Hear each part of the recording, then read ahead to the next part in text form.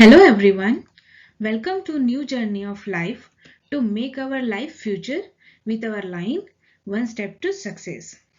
Let me start the chemistry from plink to peak. 10th में हमने chemistry का एक छोटा पार्ट पढ़ा है जो हमें रियल केमिस्ट्री को समझने के लिए हेल्प आउट करेगा. Let us begin with the introduction to chemistry. Chemistry word सुनते ही what comes in our mind, that is what is chemistry. So let us start with the definition of chemistry.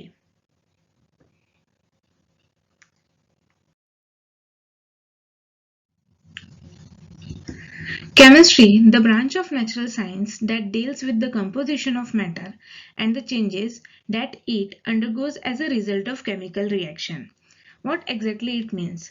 कि chemistry जो है वो basically एक natural science का branch ही है जो deal करता है या फिर जो बताता है कि एक पर्टिकुलर सब्सटेंस का मैटर का कंपोजिशन क्या है, कि वो किस चीज से बना हुआ है. जैसे कि हमारा टेबल है तो टेबल किस चीज से बना है, ऑब्वियसली वो वुड से बना हुआ है, बट वुड का कंपोजिशन क्या है? तो वुड का बेसिकली कंपोजिशन है सेलुलोज. सेलुलोज या फिर हम ये भी कह सकते हैं कि कार्बन हाइड्रोजन मटेरियल से बना हुआ हमारा वुड है. और जब हम वुड को बर्न करते हैं तो ऑब्वियसली CO2 एंड H2O के फॉर्म में गैस रिलीज होती है एंड हमको एक एनर्जी फॉर्म में मिलता है.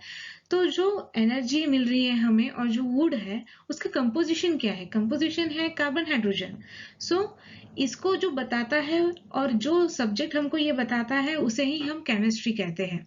और जो चेंजेस अकर होते हैं, चेंजेस अकर इट मीन्स जो फिजिकल चेंज होता है, जैसे कि वाटर है, लिक्विड है, तो जब वो सॉलिड रहता है तब आइस रहता है एंड देन वेपराइज होता है तो गैसेस फॉर्म में आ जाता है. तो स्टेट क्या हो जाती है? चेंज हो जाती है due to the chemical reaction. अब इसके बीच में तो केमिकल रिएक्शन नहीं हुई, फिजिकल चेंज हुआ due to the change in temperature. Temperature जैसे चेंज हुआ तो आइस का हमारा वाटर हो गया एंड वाटर का फिर वेपराइज हो गया. सो इस तरीके से जो चेंजेस अकर होते हैं वो कंप्लीट स्टडी जो है वो केमिस्ट्री बताता है. Matter something that has mass and take up the space and make up almost everything in the world. अब जो मैटर है इसका मतलब यही है कि ऐसी कोई चीज जिसका कोई मास है और एक स्पेसिफिक वॉल्यूम है. तो बेसिकली हमारे सराउंडिंग में जितनी भी चीजें हैं, जितने भी सब्सटेंसेस है, that are under comes in a matter. Chemistry in sometimes called as a central science. भाई ऐसा क्यों कहा जाता है कि सेंट्रल साइंस है भाई हमारी केमिस्ट्री? बिकॉज ये एक ब्रिज तैयार करती है फिजिक्स के बीच का और एक नेचुरल साइंस के बीच का. अब एक एग्जाम्पल है that is geology and biology. Geology जो है वो पर्टिकुलर रीजन के बारे में डिफाइन करता है. अब बायोलॉजी जो है उस पर्टिकुलर रीजन में रहने वाले लोगों के बारे में डिफाइन करता है. तो इन दोनों के बीच का जो ब्रिज होता है वो है केमिस्ट्री. अब ये कैसे बताएगा कि भी उस रीजन में जो रहने वाले लोग हैं वो केमिस्ट्री कैसे बताएगा? तो वो इस तरीके से जो जियोलॉजिकल रीजन है उसमें पर्टिकुलर फॉर्म जो एटमॉस्फेयर होता है या फिर जो हैबिटेंट्स होते हैं, जो भी सराउंडिंग अफेक्ट्स होते हैं उसके अकॉर्डिंग ही वहाँ पे फूड अवेलेबिलिटी होती है, ट्रीज की अवेलेबिलिटी होती है, जितने भी एनवायरमेंटल कंडीशंस होते हैं, क्लाइमेटिक कंडीशंस होते हैं, वो टोटल ही डिपेंड करते हैं सारे के सारे एनवायरमेंट पे. सो जैसा उसका क्लाइमेटिक कंडीशंस होंगे वैसे ही वहाँ के लोग होंगे, उनका जो खाना पीना रहना होगा वैसा ही उनका उनके अकॉर्डिंग केमिकल कंडीशन के हिसाब से ही होगा क्लाइमेटिक कंडीशन. सो जैसी उनकी जियोलॉजी होगी वैसी उनकी बायोलॉजी होगी और इन दोनों के बीच का जो ब्रिज होगा वो केमिस्ट्री. इट मीन्स कि जहाँ अगर वहाँ पे राइस का प्रोडक्शन होगा तो वहाँ के लोग राइस ही खाना खाएंगे. जैसे कि साउथ रीजन है तो वहाँ पे राइस का कंजम्पशन बहुत ज्यादा होता है, राइस की खेती बहुत ज्यादा होती है. तो वहाँ पे बेसिकली जितने भी फूड आइटम्स होते हैं वो origin from the rice and coconut, मतलब जो हमारा नारियल है उससे ही बनते हैं, मतलब नारियल की चटनी, नारियल का ऑयल एंड इडली सांभर. सो इस तरीके से जियोलॉजी के और बायोलॉजी के बीच का एक जो ब्रिज है दैट इज द केमिस्ट्री. सो इसीलिए ही हम केमिस्ट्री को the natural science, central of science कहते हैं. Then chemistry is the study of matter and its property. So sub domain of chemistries are include. Chemistry का कैसे कि कुछ अलग पार्ट्स होते हैं जिसमें हम उसको स्टडी करते हैं। तो एनालिटिकल केमिस्ट्री होती है, बायोकेमिस्ट्री होती है, inorganic chemistry, organic chemistry, physical chemistry and biophysical chemistry. So organic और इनऑर्गेनिक केमिस्ट्री के बारे में हमने 10th में कुछ छोटी छोटी डेफिनेशंस पढ़ी थी, जिसमें इनऑर्गेनिक केमिस्ट्री में हमने देखा था कि जिसके आयंस फॉर्म होते हैं, जैसे कि सोडियम मेटल है, Cl हमारा क्लोरीन एटम्स है, तो ये जिनके आयंस फॉर्म होते हैं, तो ये सारी चीजें इनऑर्गेनिक केमिस्ट्री के अंदर आते हैं, जिसमें हमने इलेक्ट्रिक सेल के बारे में पढ़ा था, इलेक्ट्रोलाइसिस सेल के बारे में। So that are under comes in inorganic chemistry.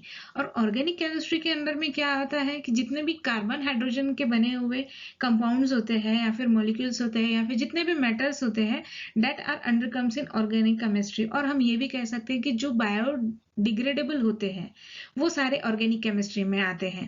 Then physical chemistry में क्या आएगा, जितने भी फिजिकल चेंजेस होते हैं, that under comes in a physical chemistry. Physical changes it means कि सॉलिड से लिक्विड होना और लिक्विड से वेपराइज होना, that under comes in a physical change.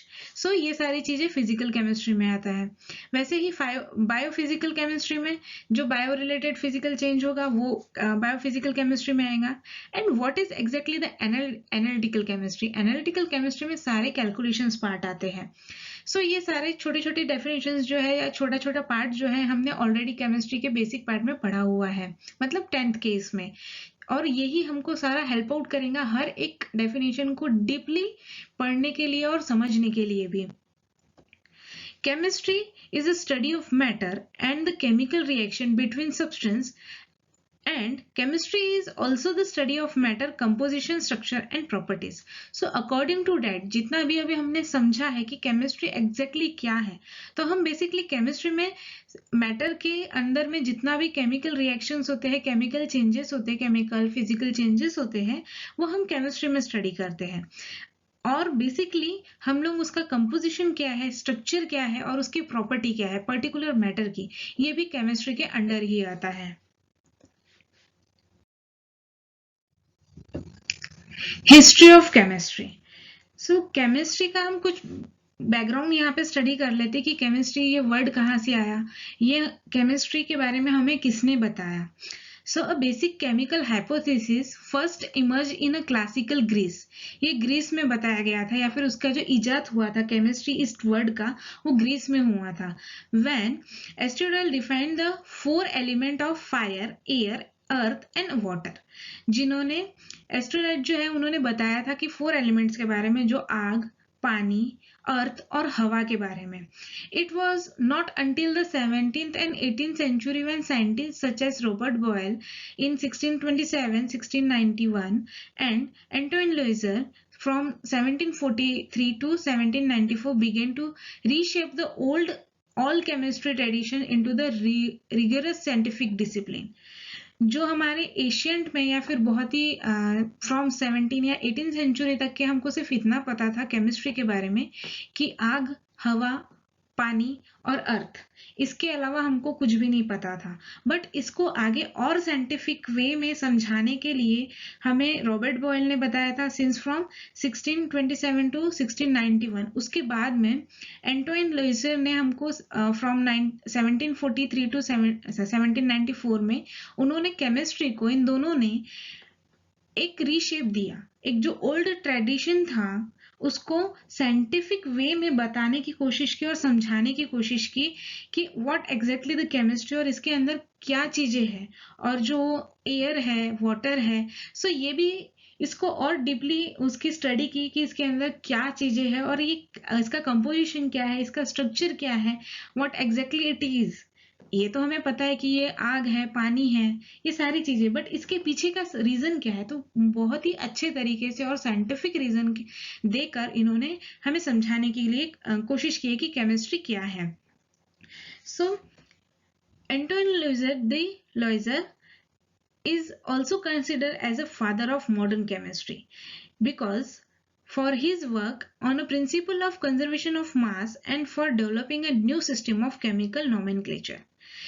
जो हमारे एंटोइन डी लोइजर जो है, इन्हें हम फादर ऑफ केमिस्ट्री कहते हैं, मॉडर्न केमिस्ट्री के फादर कहते हैं, बिकॉज इन्होंने जो हम लोग आज की केमिस्ट्री स्टडी करते हैं, मॉडर्न केमिस्ट्री जो हम लोग स्टडी करते हैं, तो ये टोटली डिपेंड किस पे करती है, टोटली इनके दिए हुए प्रिंसिपल पे, जो है कंजर्वेशन ऑफ मास और for developing the new chemical nomenclature. जो नोमेनक्लेचर है पर्टिकुलर हर एक केमिकल कंपाउंड को वुड क्यों कहा जाता है, और उसके अंदर का कंपोजिशन जो है वो सेलुलोज है, उसको सेलुलोज ही क्यों कहा जाता है, और उसके अंदर जो कार्बन हाइड्रोजन है तो कार्बन को कार्बन ही क्यों कहा जाता है, और हाइड्रोजन को हाइड्रोजन ही क्यों कहा जाता है। तो ये सारी चीजें जो है ये इन्होंने डिफाइन की थी, और इन्हीं के अकॉर्डिंग जितनी भी मॉडर्न केमिस्ट्री का इवोल्यूशन होते जा रहा है वो इन्हीं के अकॉर्डिंग होते जा रहा है। सो इसीलिए इन्हें फादर ऑफ केमिस्ट्री कहते हैं। As one of the natural science, the chemistry provide the scientist with insight into the other physical science and powerful analytical tool for engineering application. The biological science and their offshoot such as psychology are rooted in a biochemistry, and scientists are only now beginning to understand how the different level of organization influence each other. For example, the basis of modern medicine is the biochemical process of human body.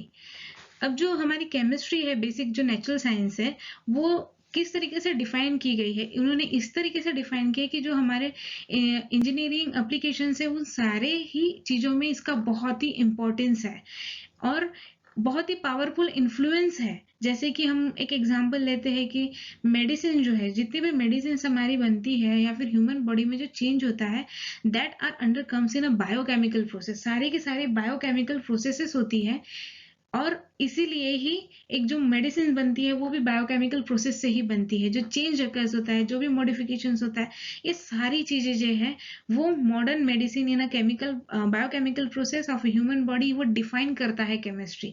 सो इन सारी चीजों को हम और deeply यहाँ पे study करने वाले हैं कि किस तरीके से हर एक चीजों का एप्लीकेशन है, कौन सी बायोकेमिकल हमारी केमिस्ट्री आती है, कौन सी इनऑर्गेनिक है, कौन सी ऑर्गेनिक है, कौन सी फिजिकल है। तो ये सारी चीजें हम लोग बहुत अच्छे तरीके से आगे स्टडी करने वाले हैं।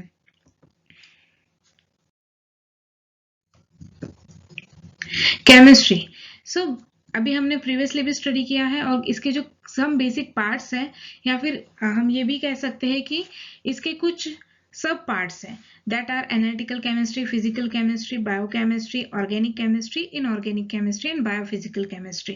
और ये सारी केमिस्ट्री के बारे में हम हमारे यहाँ पे स्टडी करने वाले हैं topic wise. So different branch of chemistry के बारे में हम थोड़ा थोड़ा यहाँ पे स्टडी कर लेते हैं। The study of chemistry can be organized into a distinct branches that emphasize the subset of chemical concept.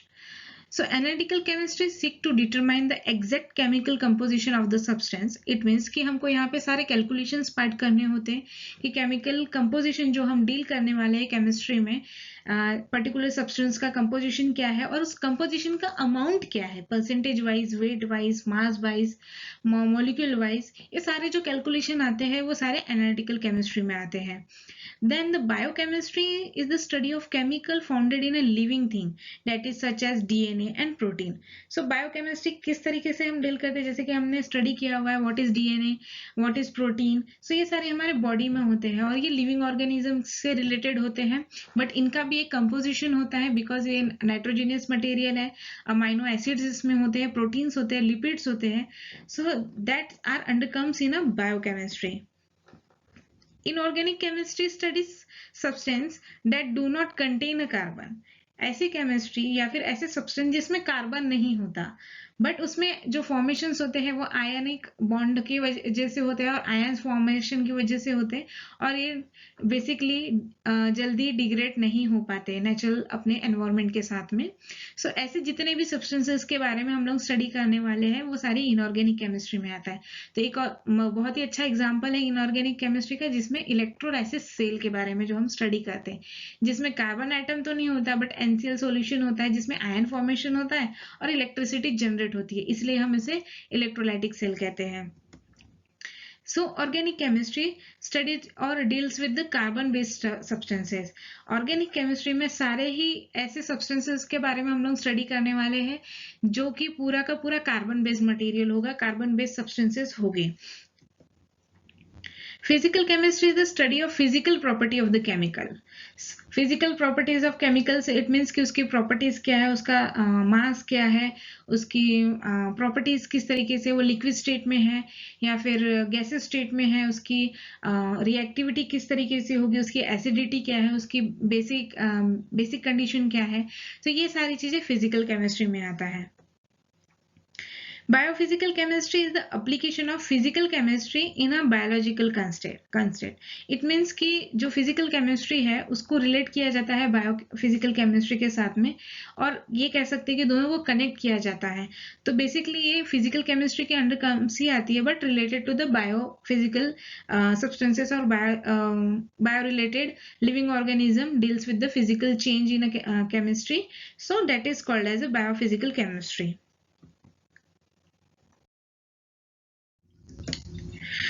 So let us discuss with the some chemistry and the natural world कि हमें यहाँ पे देख लेते हैं कि भी एग्जैक्टली कुछ छोटे छोटे एग्जाम्पल्स है जो हमको पता होने चाहिए या फिर हमें पता है ऑलरेडी बट हमने कभी इस तरीके से नहीं सोचा होता है कि ये केमिस्ट्री के अंदर आता है. जैसे कि रस्टिंग ऑफ आयरन है ना.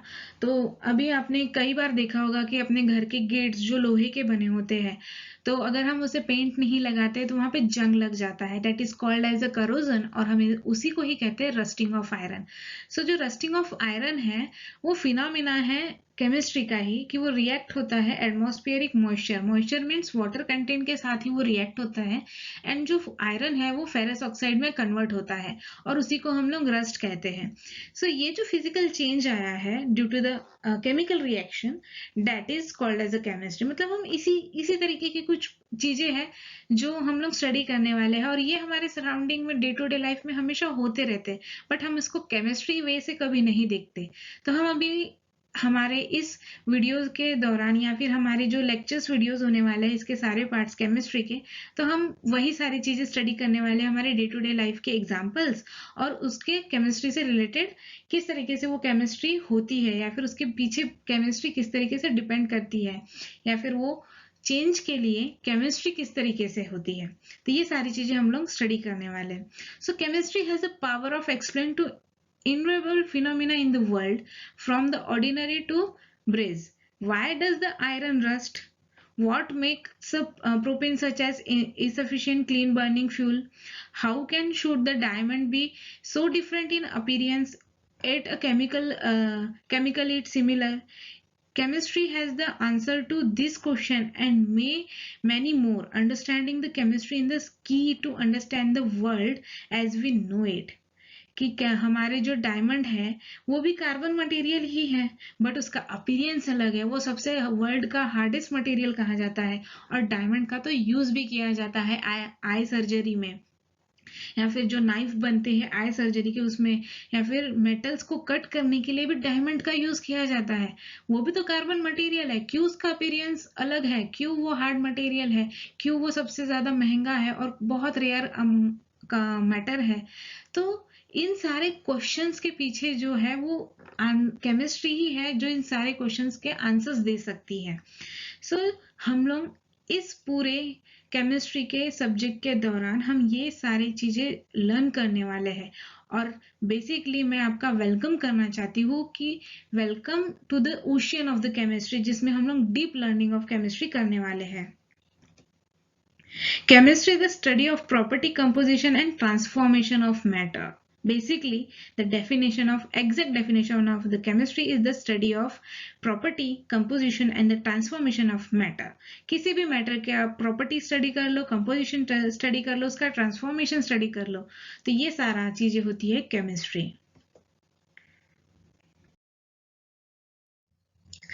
Importance of chemistry. जो हम लोग अभी इतने सारी बात कर रहे हैं केमिस्ट्री के बारे में कि व्हाट इज केमिस्ट्री, केमिस्ट्री किस तरीके से इन्फ्लुएंस होती है हमारे डे टू डे लाइफ के साथ में. इसका कुछ ना कुछ तो इम्पोर्टेंस होगा ही. तो let us discuss this importance. Chemistry has a direct impact on our life and has wide range of application in a different field. These are given below. First one is in agriculture and food. जो agriculture and food में इसका application क्या है, इसका importance क्या है. जो fertilisers use होते हैं, जो पेस्टिसाइड्स यूज होते हैं एग्रीकल्चर फील्ड में, so that are under chemicals, वो सारे के सारे केमिकल्स ही है। सो ये जितने भी केमिकल्स होते हैं, फर्टिलाइजर्स होते हैं, या फिर काउडंग जो होता है, यूरिया होता है ना, this are the fertilisers use in agriculture field.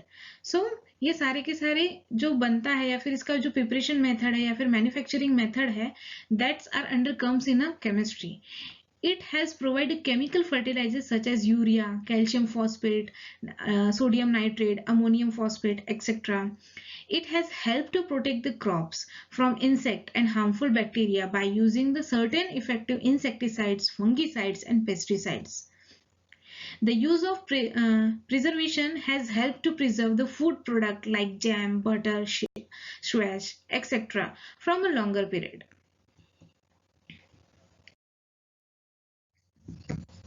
Health and sanitisation. अभी हेल्थ और सैनिटाइजेशन में केमिस्ट्री का क्या यूज है, तो अभी वो भी देख लेते हैं. It has provide Mankind with a large number of life saving drugs. Today the dentistry and the phenomena are capable to due to the discovery of sulfur drugs and penicillin life-saving drugs. Clipson and Texnol have been found to be very effective for a cancer therapy and enzodynamic in a use in AIDS vaccine. Disinfectants such as phenol are used to kill the microorganisms present in a drain, toilet, floors, etc. A low concentration of chlorine, that is O2 or 0.2 to 4.2 part per million, is used for the sterilization of water to make it fit for a drinking purpose. भाई मैं exactly यहाँ क्या बताने की कोशिश कर रही हूँ आपको कि हेल्थ एंड सैनिटाइजेशन में केमिस्ट्री का क्या यूज है. सो अभी जो हमारे लाइफ में चल रहा है दैट इज कोरोना. सो जो कोरोना है ये भी एक वायरस है, बट इससे बचने के लिए हमें कुछ प्रिकॉशंस लेने होते हैं. जिस तरीके से हमको मास्क लगाना होता है, हमें कंटिन्यूसली सैनिटाइज करना होता है, हमारे हैंड को वॉश करना होता है. सो जो सैनिटाइजर है दैट इज अ केमिकल, और ये केमिकल जो है वो अल्कोहल बेस होता है. Alcohol is a carbon hydrogen material जो हमारे ऑर्गेनिक केमिस्ट्री में आने वाला है. तो सैनिटाइजर जो है वो हमारी केमिस्ट्री की वजह से ही है. उसका मैन्युफैक्चरिंग किस तरीके से हो रहा है वो सारी प्रोसेस भी केमिस्ट्री में आती है. केमिकल चेंज की वजह से जो सोप है, सोप भी केमिस्ट्री में ही आता है, because this soap is a saponification reaction से ही बनता है, ऑयल और सोडियम की वजह से, है ना. सो जो इन दोनों की रिएक्शन होती है तो सोप उसी से बनता है, तो ये भी एक केमिकल ही है. तो ये सारी चीजें जो है वो सारी की सारी हेल्थ रिलेटेड है, बिकॉज अभी हमको बता दिया है कोरोना की हमको हमारे प्रिकॉशंस किस तरीके से लेना है. कंटिन्यूसली हमें हैंड वॉश करना है, कंटिन्यूसली हमारे आसपास में साफ सफाई रखनी है, क्लीन करना है. तो क्लीन करने के लिए हमें कुछ फिनॉल्स होते हैं, लाइजॉल होता है जो हम लोग अपने घर के फ्लोर्स को, टॉयलेट को क्लीन करने के लिए यूज करते हैं. तो ये सारी चीजें जो है वो केमिस्ट्री प्रोवाइड करती है. फिर केमिस्ट्री जो है यही है सबसे बड़ा रीजन इन सारे केमिकल्स को प्रोवाइड करने के लिए. जो ड्रग्स हमें लगते हैं, जो मेडिसिन हमें लगती है, हमें बुखार आ गया तो हम लोग पैरासिटामोल खाते हैं. देन बहुत सारी चीजें ऐसी होती है जैसे कि एंटीबायोटिक्स, अगर हमारे बॉडी में एंटीबॉडीज कम हो गए तो हम एंटीबायोटिक्स लेते हैं, जैसे कि एमोक्सिलिन जो बहुत ही अच्छी एंटीबायोटिक्स होती है. तो इस तरीके से जो मेडिसिन हम लोग लेते हैं वो सारी की सारी केमिस्ट्री, इसके पीछे का जो रीजन है वो है केमिस्ट्री. और अगर केमिस्ट्री हमें पता नहीं होता तो हम कुछ भी खा लेंगे तो हमारी तो डेथ हो जाएगी. पॉइजन क्या है, पॉइजन हमें केमिस्ट्री ही बताता है कि ये पॉइजन है और it is hazardous to our health, ये हमें डेथ देगा और कुछ नहीं. बट कुछ ड्रग्स ऐसे होते हैं जो सल्फर ड्रग्स होते हैं, पेनिसिलिन्स होती है, सो दैट वो हमारे लाइफ सेविंग ड्रग्स होते हैं जो हमें बचाते हैं.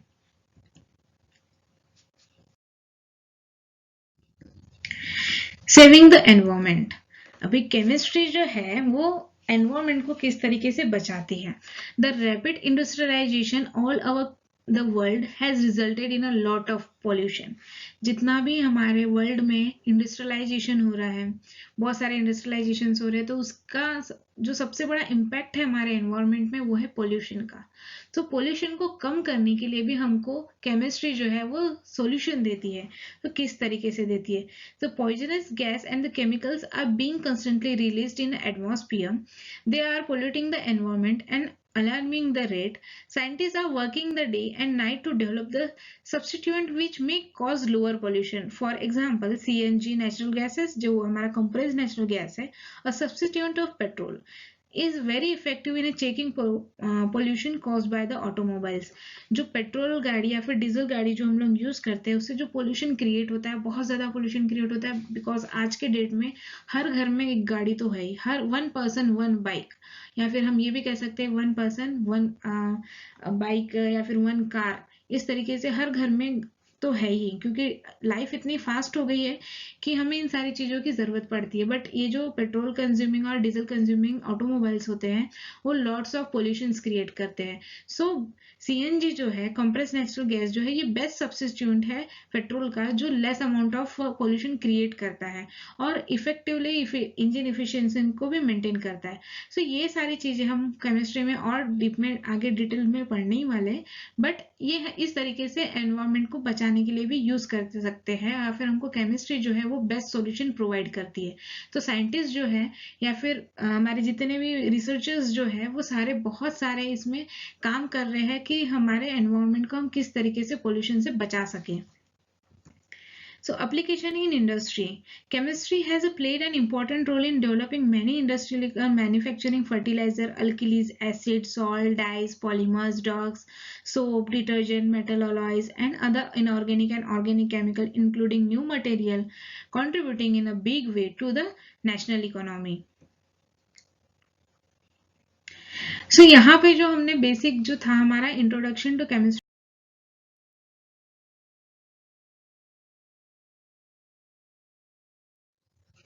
Here we completed the topic, that is introduction to chemistry.